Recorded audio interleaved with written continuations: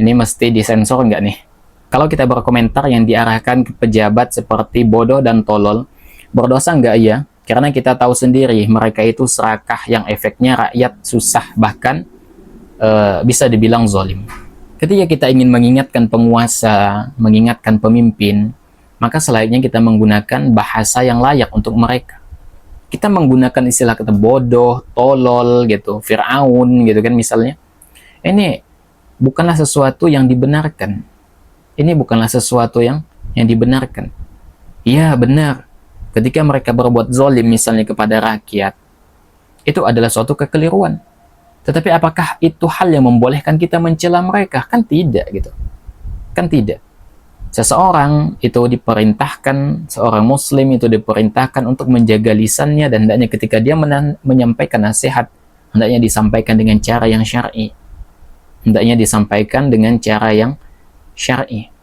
Coba antum perhatikan bagaimana Allah Subhanahu wa taala memerintahkan Nabi Musa alaihissalam memberikan nasihat kepada Fir'aun. Allah Subhanahu wa taala mengatakan, "Faqula lahu qawlan layyinan la'allahu yatadhakkaru aw yakhsha," kata Allah. Maka berbicaralah kamu berdua kepadanya, kepada Fir'aun gitu, dengan kata-kata yang lemah lembut. Mudah-mudahan ia menjadi sadar atau takut. Ya, di antara perkataan Ibnu Katsir rahimahullahu taala ketika menafsirkan ini, Nabi Musa alaihissalam gitu kan, adalah manusia terbaik pilihan Allah Subhanahu wa taala. Fir'aun ini manusia-manusia yang paling berada di puncak pembangkangan gitu loh. Separah apa sih Fir'aun gitu? Fir'aun itu adalah manusia yang berada pada puncak pembangkangan, kesombongannya gitu luar biasa, sampai dia mengaku menjadi Tuhan gitu loh. Separah apa lagi Fir'aun?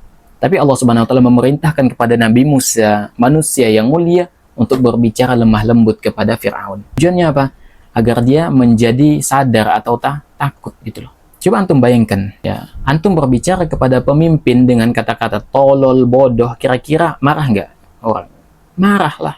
Dan ini tidak sesuai dengan etika seorang muslim gitu. Tidak sesuai dengan etika seorang muslim.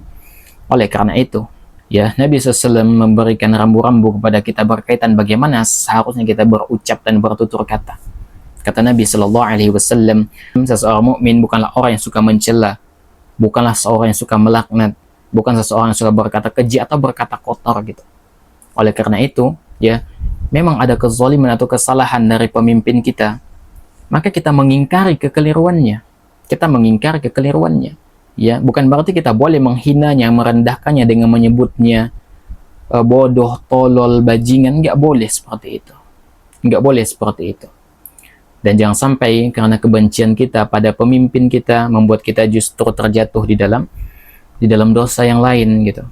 Membuat kita jatuh dalam dosa yang, maka ya apa sih manfaatnya antum ketika antum mencela pemimpin antum, menghina pemimpin antum? Nggak ada faidahnya, nggak ada manfaatnya. Yang manfaat adalah kita doakan pemimpin kita, semoga pemimpin kita dibukakan, diberikan hidayah oleh Allah Subhanahu wa taala. Itu manfaat.